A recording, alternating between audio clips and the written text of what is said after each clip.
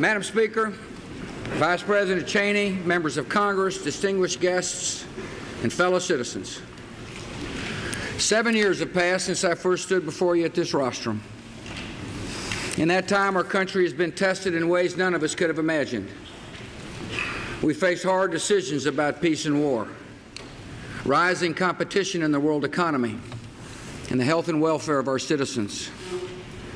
These issues call for vigorous debate, and I think it's fair to say we've answered the call. Yet history will record that amid our differences, we acted with purpose, and together we showed the world the power and resilience of American self-government. All of us were sent to Washington to carry out the people's business. That is the purpose of this body. It is the meaning of our oath. It remains our charge to keep. The actions of the 110th Congress will affect the security and prosperity of our nation long after this session is ended. In this election year, let us show our fellow Americans that we recognize our responsibilities and are determined to meet them. Let us show them that Republicans and Democrats can compete for votes and cooperate for results at the same time.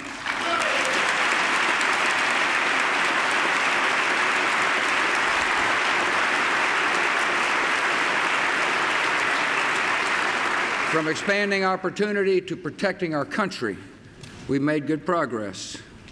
Yet we have unfinished business before us, and the American people expect us to get it done. In the work ahead, we must be guided by the philosophy that made our nation great. As Americans, we believe in the power of individuals to determine their destiny and shape the course of history. We believe that the most reliable guide for our country is the collective wisdom of ordinary citizens.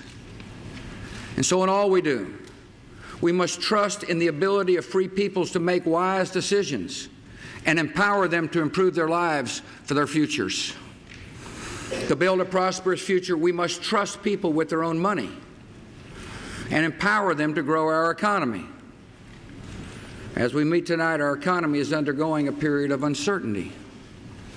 America has added jobs for a record 52 straight months, but jobs are now growing at a slower pace. Wages are up, but so are prices for food and gas. Exports are rising, but the housing market has declined. At kitchen tables across our country, there is a concern about our economic future. In the long run, Americans can be confident about our economic growth. But in the short run, we can all see that that growth is slowing. So last week, my administration reached agreement with Speaker Pelosi and Republican Leader Boehner on a robust growth package that includes tax relief for individuals and families and incentives for business investment. The temptation will be to load up the bill. That would delay it or derail it, and neither option is acceptable.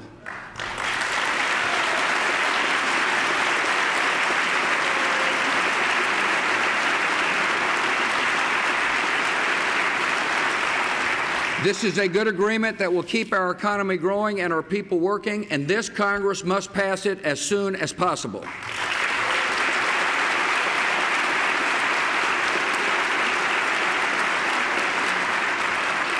We have other work to do on taxes.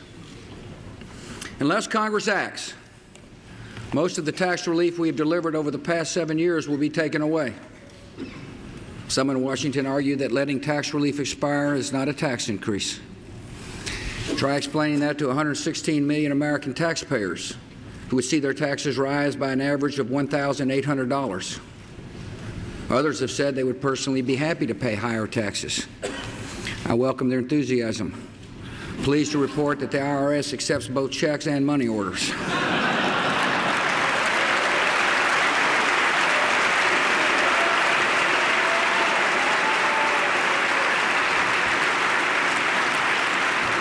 Most Americans think their taxes are high enough.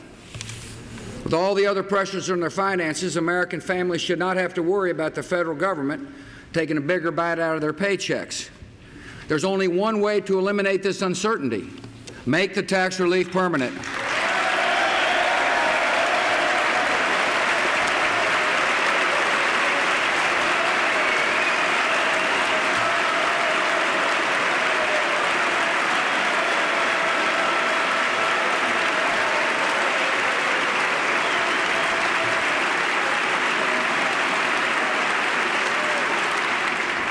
members of Congress should know, if any bill raises taxes reaches my desk, I will veto it.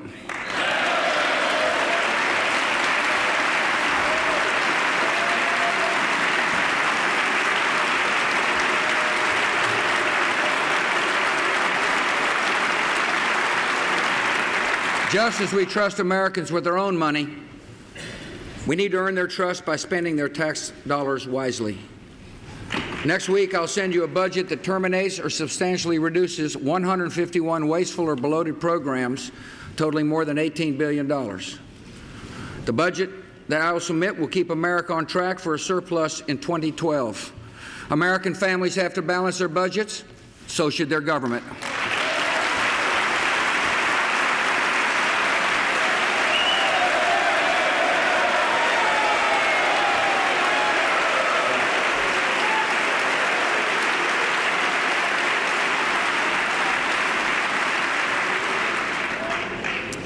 The people's trust in their government is undermined by congressional earmarks, special interest projects that are often snuck in at the last minute without discussion or debate. Last year, I asked you to voluntarily cut the number and cost of earmarks in half. I also asked you to stop slipping earmarks into committee reports that never even come to a vote. Unfortunately, neither goal was met. So this time, if you send me an appropriations bill that does not cut the number and cost of earmarks in half, I'll send it back to you with my veto.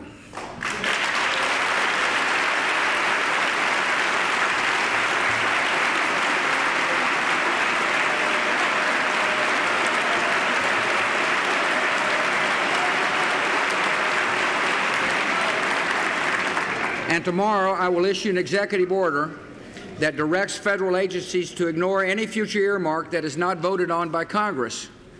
If these items are truly worth funding, Congress should debate them in the open and hold a public vote.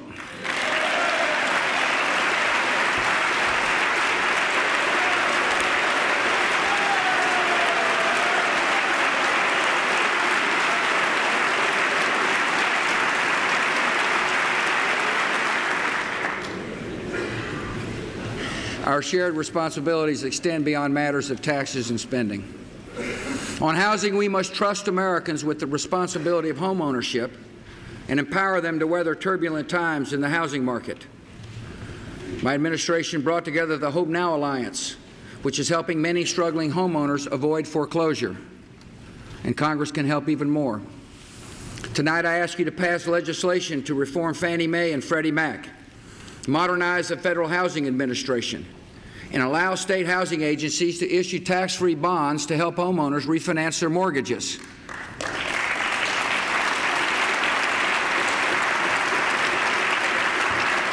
These are difficult times for many American families, and by taking these steps, we can help more of them keep their homes.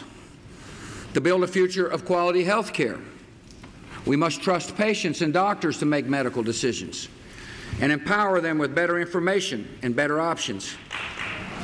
We share a common goal, making health care more affordable and accessible for all Americans.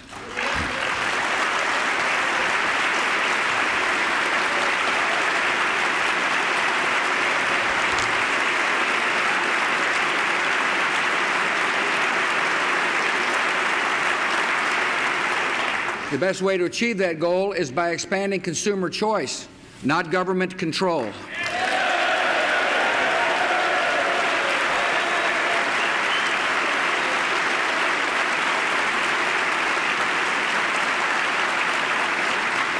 So I propose ending the bias in the tax code against those who do not get their health insurance through their employer.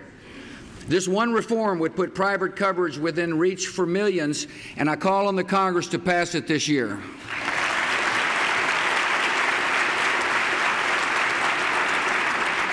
Congress must also expand health savings accounts, create association health plans for small businesses, promote health information technology, and confront the epidemic of junk medical lawsuits.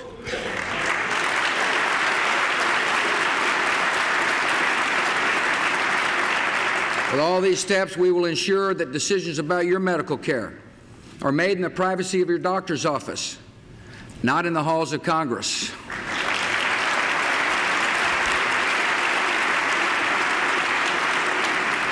On education, we must trust students to learn if given the chance and empower parents to demand results from our schools. In neighborhoods across our country, there are boys and girls with dreams, and a decent education is their only hope of achieving them. 6 years ago, we came together to pass the No Child Left Behind Act, and today, no one can deny its results. Last year, 4th and 8th graders achieved the highest math scores on record. Reading scores are on the rise. African American and Hispanic students posted all-time highs. Now we must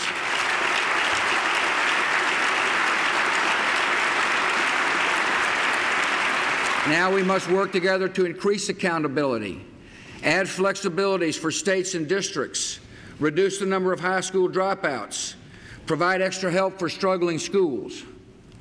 Members of Congress, the No Child Left Behind Act is a bipartisan achievement. It is succeeding, and we owe it to America's children, their parents, and their teachers to strengthen this good law.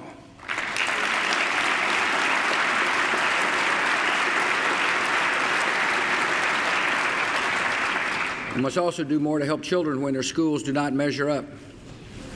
Thanks to the D.C. Opportunity Scholarships you approved, more than 2,600 of the poorest children in our nation's capital have found new hope at a faith-based or other non-public school.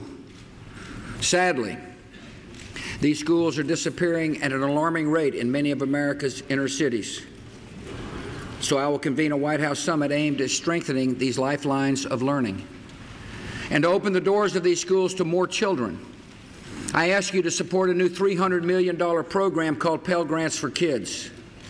We have seen how Pell Grants help low-income college students realize their full potential. Together, we've expanded the size and reach of these grants. Now let us apply the same spirit to help liberate poor children trapped in failing public schools.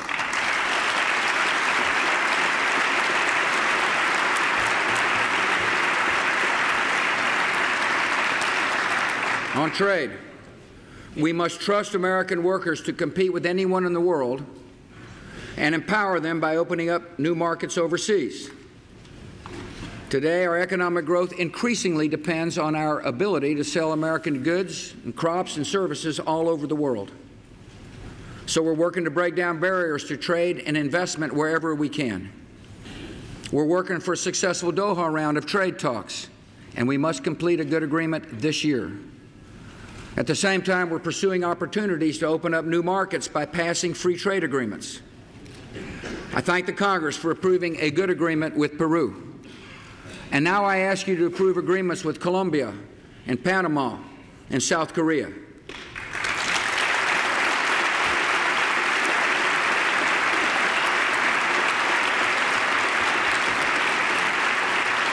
Many products from these nations now enter America duty-free. Yet many of our products face steep tariffs in their markets. These agreements will level the playing field. They will give us better access to nearly 100 million customers. They will support good jobs for the finest workers in the world, those whose products say, "Made in the USA."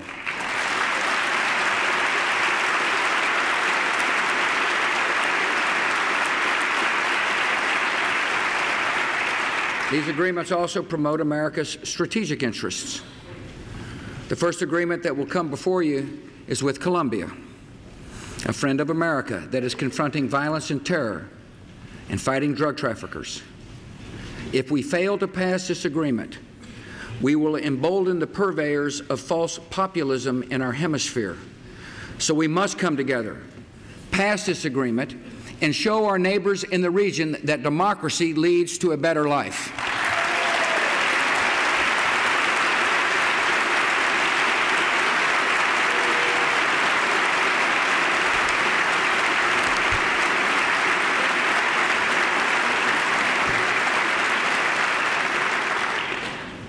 Trade brings better jobs and better choices and better prices. Yet for some Americans, trade can mean losing a job, and the federal government has a responsibility to help.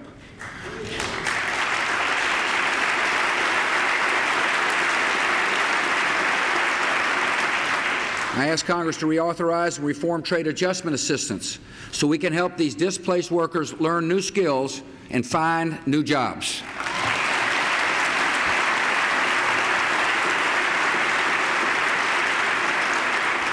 To build a future of energy security, we must trust in the creative genius of American researchers and entrepreneurs and empower them to pioneer a new generation of clean energy technology.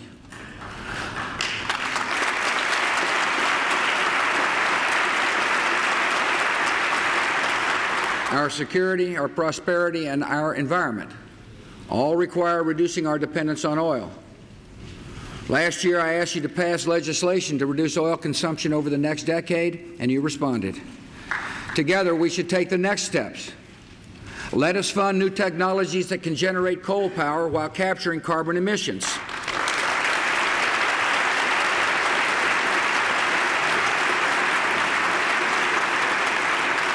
Let us increase the use of renewable power and emissions-free nuclear power.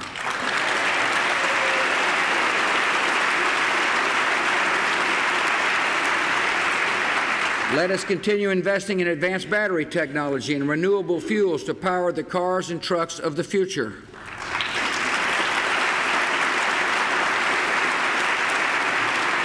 Let us create a new international clean technology fund, which will help developing nations like India and China make a greater use of clean energy sources. And let us complete an international agreement that has the potential to slow, stop, and eventually reverse the growth of greenhouse gases.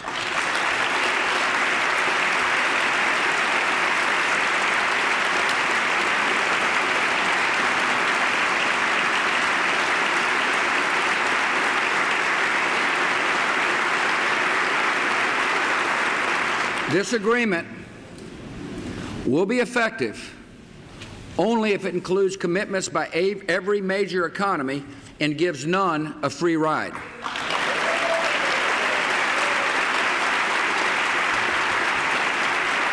The United States is committed to strengthening our energy security and confronting global climate change.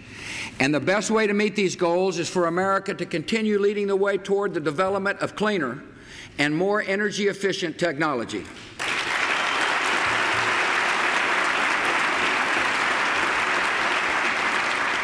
Keep America competitive into the future, we must trust in the skill of our scientists and engineers and empower them to pursue the breakthroughs of tomorrow.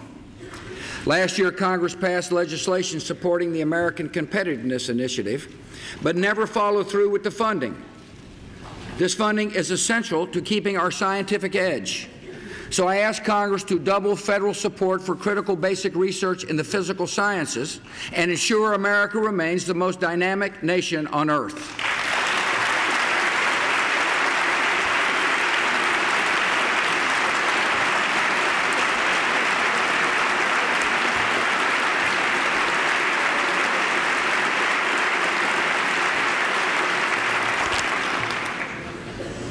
On matters of life and science, we must trust in the innovative spirit of medical researchers and empower them to discover new treatments while respecting moral boundaries.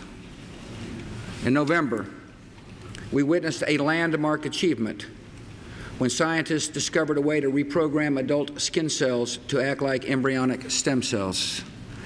This breakthrough has the potential to move us beyond the divisive debates of the past by extending the frontiers of medicine without the destruction of human life.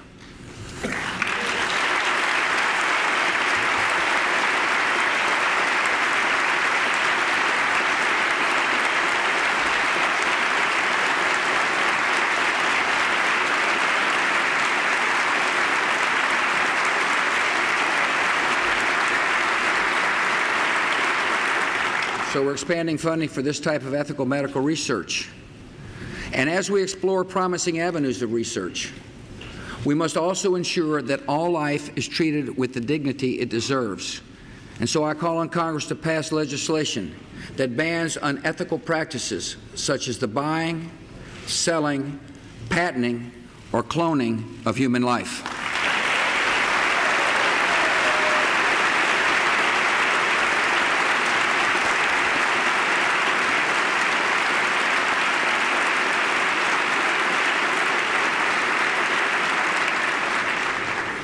On matters of justice, we must trust in the wisdom of our founders and empower judges who understand that the Constitution means what it says.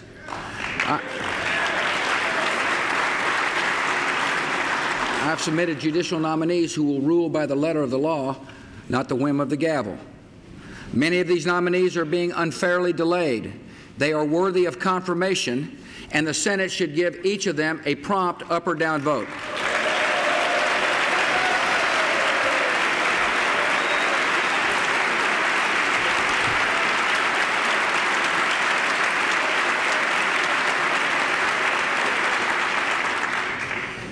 In communities across our land, we must trust in the good heart of the American people and empower them to serve their neighbors in need.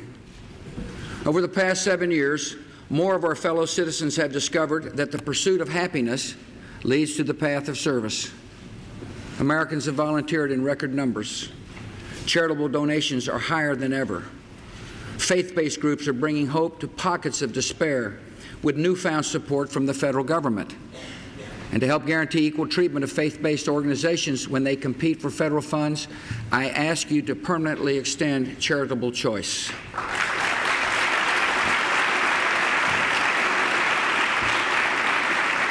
Tonight, the armies of compassion continue the march to a new day in the Gulf Coast.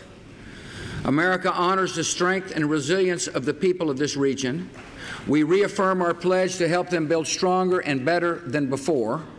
And tonight I'm pleased to announce that in April we will host this year's North American Summit of Canada, Mexico, and the United States in the great city of New Orleans.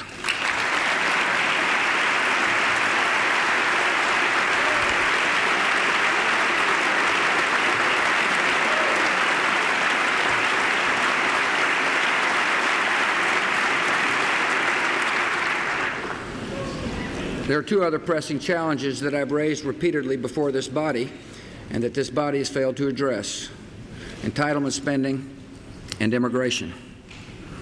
Every member in this chamber knows that spending on entitlement programs like Social Security, Medicare, and Medicaid is growing faster than we can afford. We all know the painful choices ahead if America stays on this path: massive tax increases, sudden and drastic cuts in benefits, or crippling deficits. I've laid out proposals to reform these programs. Now I ask members of Congress to offer your proposals and come up with a bipartisan solution to save these vital programs for our children and our grandchildren.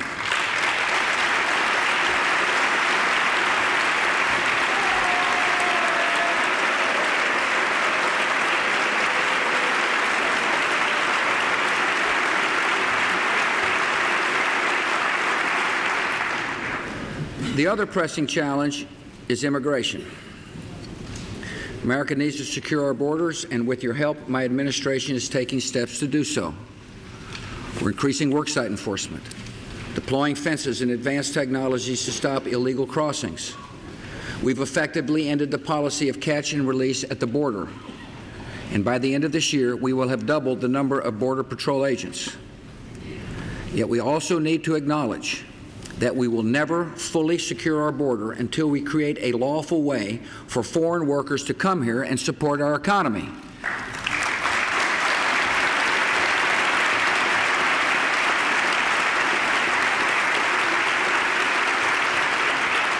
This will take pressure off the border and allow law enforcement to concentrate on those who mean us harm.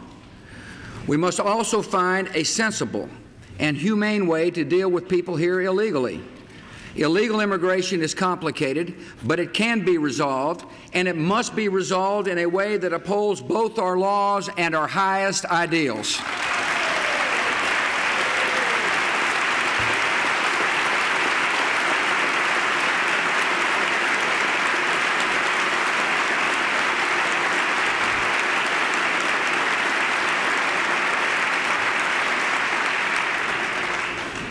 This is the business of our nation here at home. Yet building a prosperous future for our citizens also depends on confronting enemies abroad and advancing liberty in troubled regions of the world. Our foreign policy is based on a clear premise. We trust that people, when given the chance, will choose a future of freedom and peace. In the last 7 years, we have witnessed stirring moments in the history of liberty. We've seen citizens in Georgia and Ukraine stand up for their right to free and fair elections. We've seen people in Lebanon take to the streets to demand their independence. We've seen Afghans emerge from the tyranny of the Taliban and choose a new president and a new parliament. We've seen jubilant Iraqis holding up ink-stained fingers and celebrating their freedom. These images of liberty have inspired us.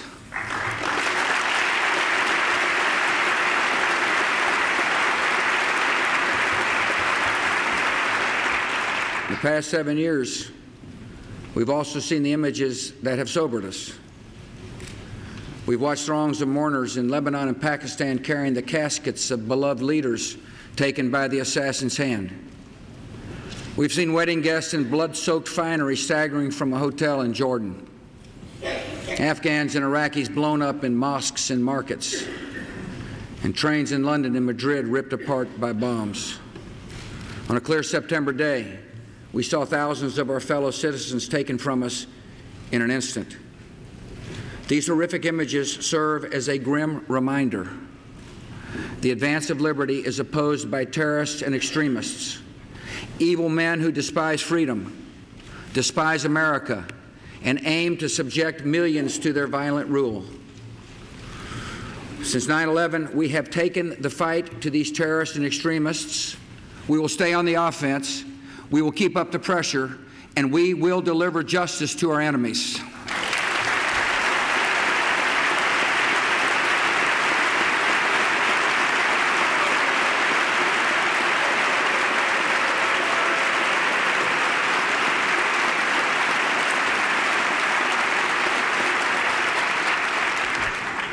We are engaged in the defining ideological struggle of the 21st century. The terrorists oppose every principle of humanity and decency that we hold dear. Yet in this war on terror, there is one thing we and our enemies agree on. In the long run, men and women who are free to determine their own destinies will reject terror and refuse to live in tyranny. And that is why the terrorists are fighting to deny this choice to the people in Lebanon, Iraq, Afghanistan, Pakistan, and the Palestinian territories.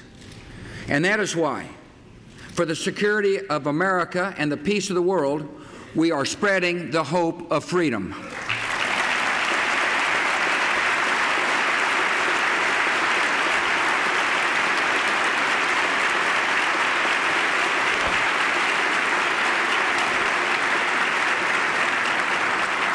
In Afghanistan, America, our 25 NATO allies, and 15 partner nations are helping the Afghan people defend their freedom and rebuild their country. Thanks to the courage of these military and civilian personnel, a nation that was once a safe haven for al-Qaeda is now a young democracy where boys and girls are going to school. New roads and hospitals are being built, and people are looking to the future with new hope. These successes must continue. So we're adding 3,200 Marines to our forces in Afghanistan, where they will fight the terrorists and train the Afghan army and police. Defeating the Taliban and al-Qaeda is critical to our security, and I thank the Congress for supporting America's vital mission in Afghanistan.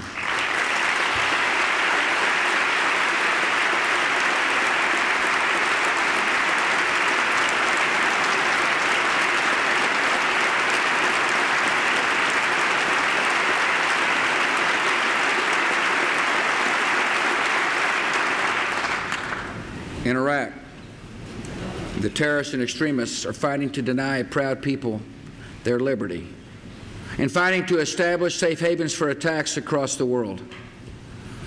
1 year ago, our enemies were succeeding in their efforts to plunge Iraq into chaos. So we reviewed our strategy and changed course. We launched a surge of American forces into Iraq. We gave our troops a new mission: work with the Iraqi forces to protect the Iraqi people, pursue the enemy in its strongholds, and deny the terrorist sanctuary anywhere in the country. The Iraqi people quickly realized that something dramatic had happened. Those who had worried that America was preparing to abandon them instead saw tens of thousands of American forces flowing into their country. They saw our forces moving into neighborhoods, clearing out the terrorists, and staying behind to ensure the enemy did not return. And they saw our troops, along with provincial reconstruction teams that include Foreign Service officers and other skilled public servants, coming in to ensure that improved security was followed by improvements in daily life. Our military and civilians in Iraq are performing with courage and distinction, and they have the gratitude of our whole nation.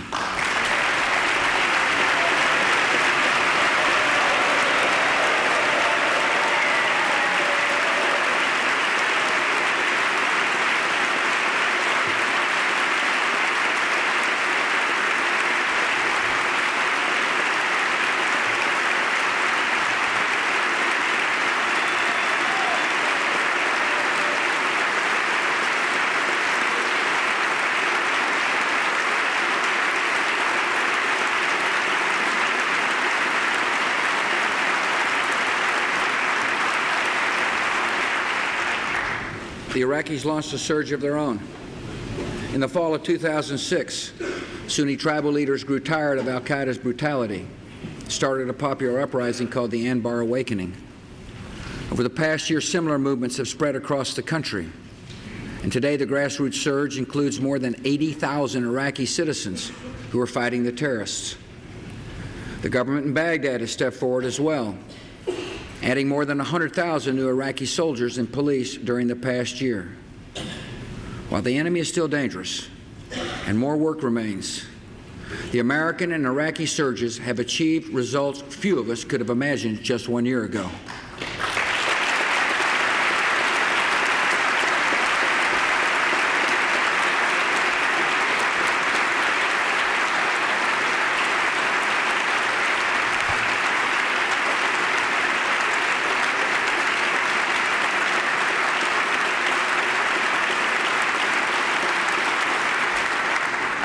When we met last year, many said that containing the violence was impossible. A year later, high-profile terrorist attacks are down, civilian deaths are down, sectarian killings are down. When we met last year, militia extremists, some armed and trained by Iran, were wreaking havoc in large areas of Iraq. A year later, coalition and Iraqi forces have killed or captured hundreds of militia fighters. And Iraqis of all backgrounds increasingly realize that defeating these militia fighters is critical to the future of their country. When we met last year, al-Qaeda had sanctuaries in many areas of Iraq, and their leaders had just offered American forces safe passage out of the country. Today, it is al-Qaeda that is searching for safe passage. They have been driven from many of the strongholds they once held, and over the past year, we've captured or killed thousands of extremists in Iraq, including hundreds of key al-Qaeda leaders and operatives. Last month, Osama bin Laden released a tape in which he railed against Iraqi tribal leaders who have turned on al-Qaeda and admitted that coalition forces are growing stronger in Iraq.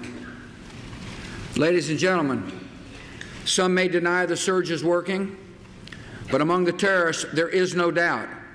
Al-Qaeda is on the run in Iraq, and this enemy will be defeated.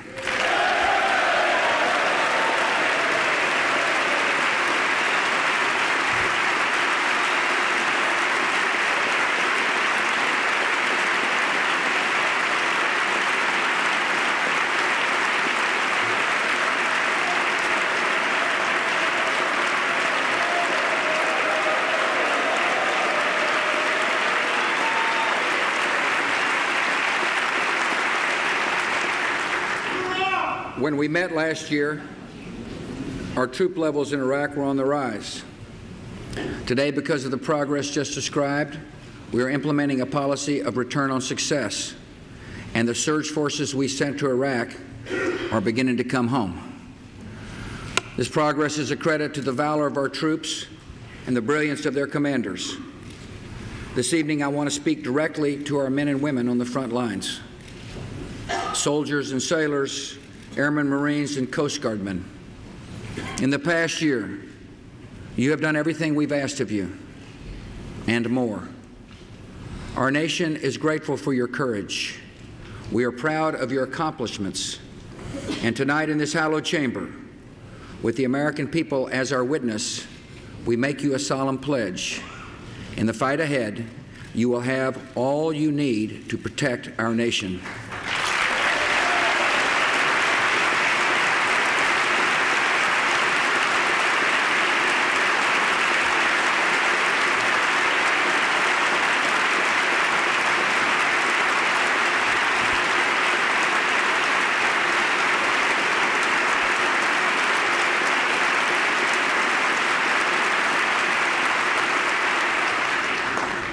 And I ask Congress to meet its responsibilities to these brave men and women by fully funding our troops.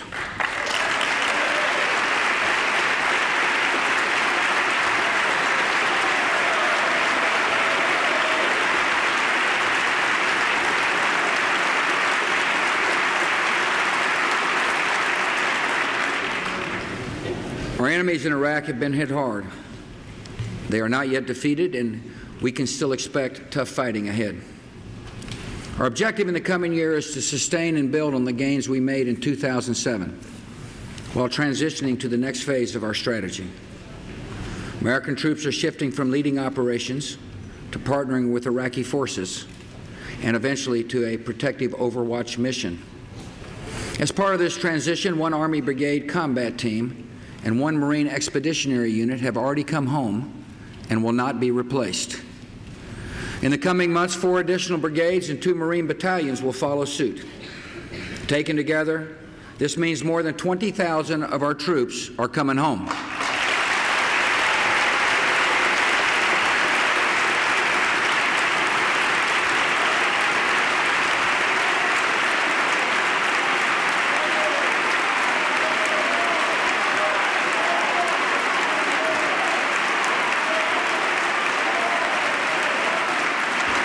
Any further drawdown of U.S. troops will be based on conditions in Iraq and the recommendations of our commanders. General Petraeus has warned that too fast a drawdown could result in, quote, the disintegration of the Iraqi security forces, al-Qaeda Iraq regaining lost ground, and a marked increase in violence. Members of Congress, having come so far and achieved so much, we must not allow this to happen.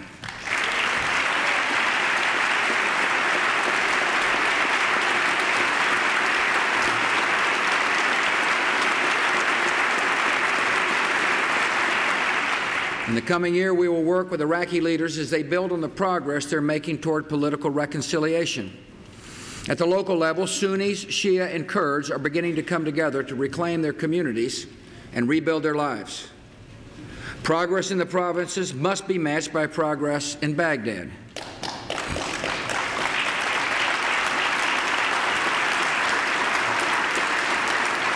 We're seeing some encouraging signs. The national government is sharing oil revenues with the provinces. The Parliament recently passed both a pension law and de-Baathification reform. They're now debating a provincial powers law. The Iraqis still have a distance to travel, but after decades of dictatorship and the pain of sectarian violence, reconciliation is taking place, and the Iraqi people are taking control of their future.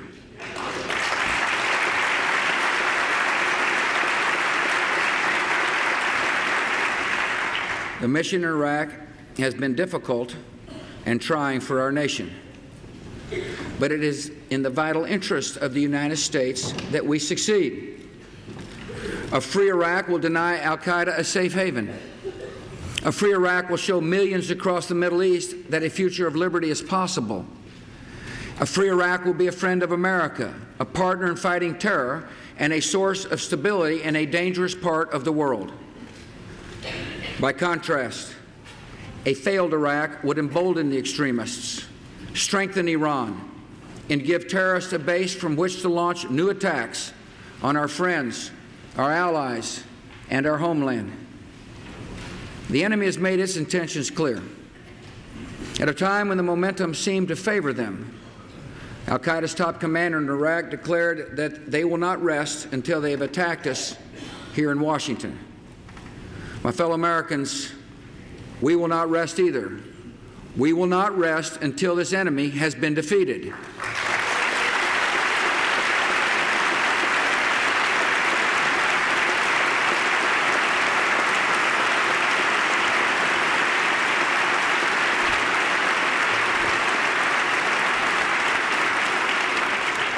We must do the difficult work today so that years from now, people will look back and say that this generation rose to the moment, prevailed in a tough fight, and left behind a more hopeful region and a safer America.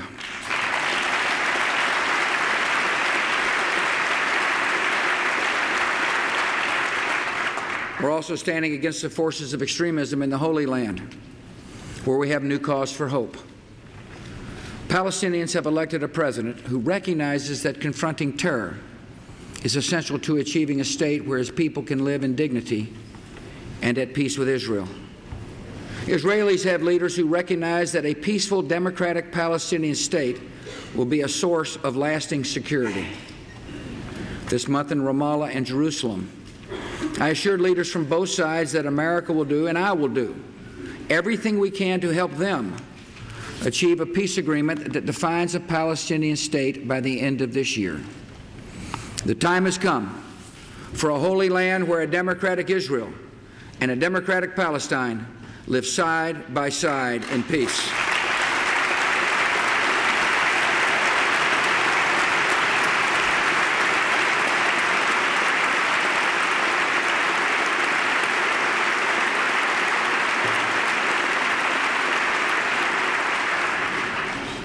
We're also standing against the forces of extremism embodied by the regime in Tehran. Iran's rulers oppress a good and talented people. And wherever freedom advances in the Middle East, it seems the Iranian regime is there to oppose it. Iran is funding and training militia groups in Iraq, supporting Hezbollah terrorists in Lebanon, and backing Hamas's efforts to undermine peace in the Holy Land. Tehran is also developing ballistic missiles of increasing range and continues to develop its capability to enrich uranium, which could be used to create a nuclear weapon. Our message to the people of Iran is clear. We have no quarrel with you. We respect your traditions and your history. We look forward to the day when you have your freedom. Our message to the leaders of Iran is also clear. Verifiably suspend your nuclear enrichment so negotiations can begin. And to rejoin the community of nations, come clean about your nuclear intentions and past actions. Stop your oppression at home. Cease your support for terror abroad. But above all, know this: America will confront those who threaten our troops. We will stand by our allies, and we will defend our vital interests in the Persian Gulf.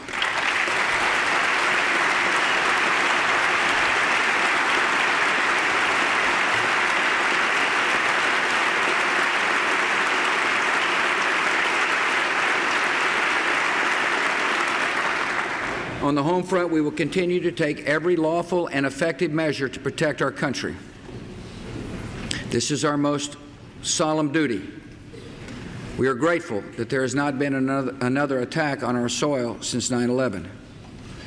This is not for the lack of desire or effort on the part of the enemy. In the past 6 years, we've stopped numerous attacks, including a plot to fire a plane into the tallest building in Los Angeles, and another to blow up passenger jets bound for America over the Atlantic.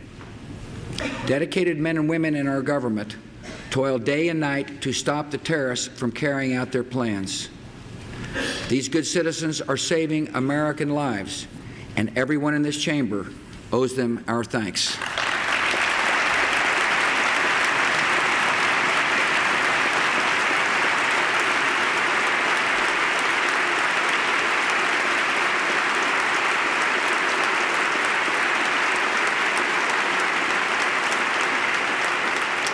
And we owe them something more.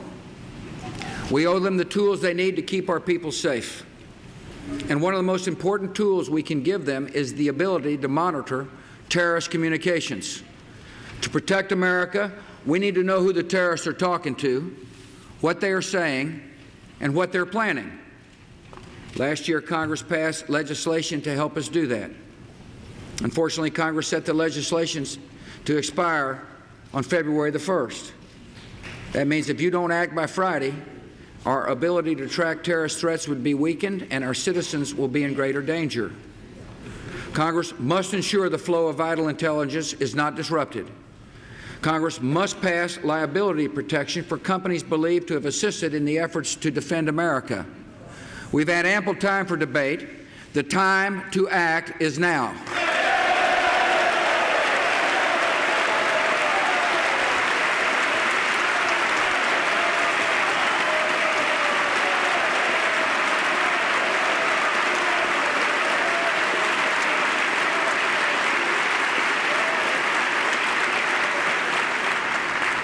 Protecting our nations from the dangers of a new century requires more than good intelligence and a strong military.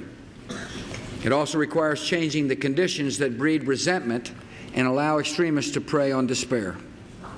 So America is using its influence to build a freer, more hopeful, and more compassionate world. This is a reflection of our national interests. It is the calling of our conscience. America opposes genocide in Sudan.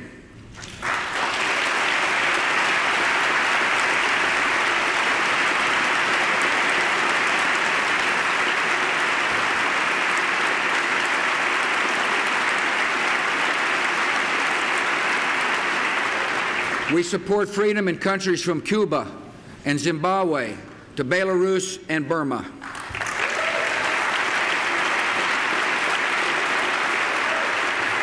America is leading the fight against global poverty with strong education initiatives and humanitarian assistance. We've also changed the way we deliver aid by launching the Millennium Challenge account. This program strengthens democracy, transparency, and the rule of law in developing nations, and I ask you to fully fund this important initiative.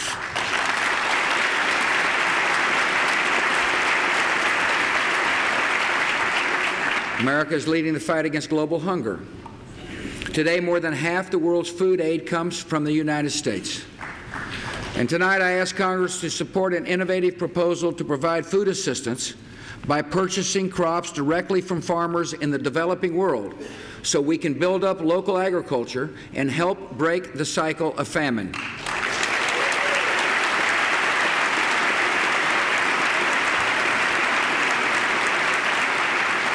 America is leading the fight against disease. With your help, we're working to cut by half the number of malaria-related deaths in 15 African nations. And our emergency plan for AIDS relief is treating 1.4 million people. We can bring healing and hope to many more. So I ask you to maintain the principles that have changed behavior and made this program a success, and I call on you to double our initial commitment to fighting HIV/AIDS by approving an additional $30 billion over the next 5 years.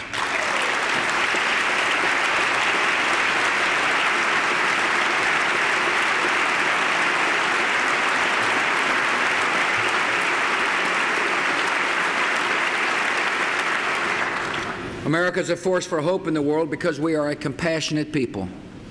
And some of the most compassionate Americans are those who have stepped forward to protect us. We must keep faith with all who have risked life and limb so that we might live in freedom and peace. Over the past 7 years, we've increased funding for veterans by more than 95%. And as we increase funding,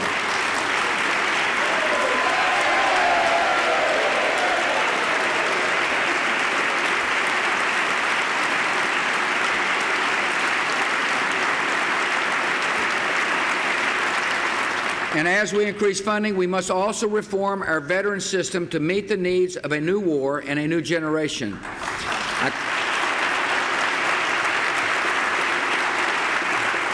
I call on Congress to enact the reforms recommended by Senator Bob Dole and Secretary Donna Shalala so we can improve the system of care for our wounded warriors and help them build lives of hope and promise and dignity.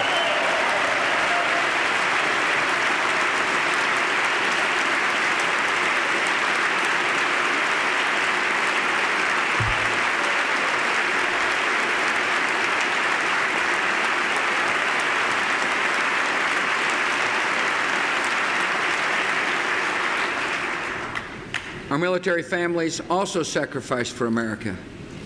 They endure sleepless nights in the daily struggle of providing for children while a loved one is serving far from home. We have a responsibility to provide for them. So I ask you to join me in expanding their access to child care, creating new hiring preferences for military spouses across the federal government, and allowing our troops to transfer their unused education benefits to their spouses or children.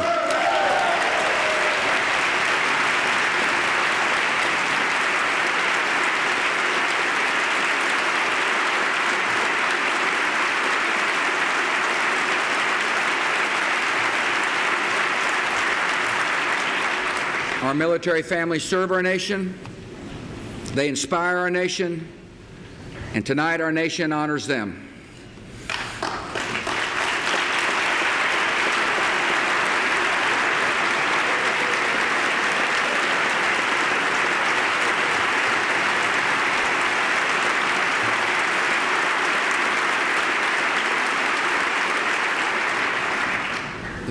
The secret of our strength, the miracle of America, is that our greatness lies not in our government, but in the spirit and determination of our people.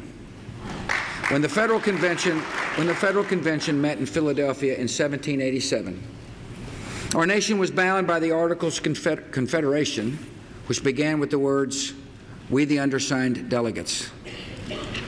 When Gouverneur Morris was asked to draft the preamble to our new Constitution, he offered an important revision and opened with words that changed the course of our nation and the history of the world. We the people. By trusting the people, our founders wagered that a great and noble nation could be built on the liberty that resides in the hearts of all men and women. By trusting the people, succeeding generations transformed our fragile young democracy into the most powerful nation on earth and a beacon of hope for millions. And so long as we continue to trust the people, our nation will prosper, our liberty will be secure, and the state of our union will remain strong.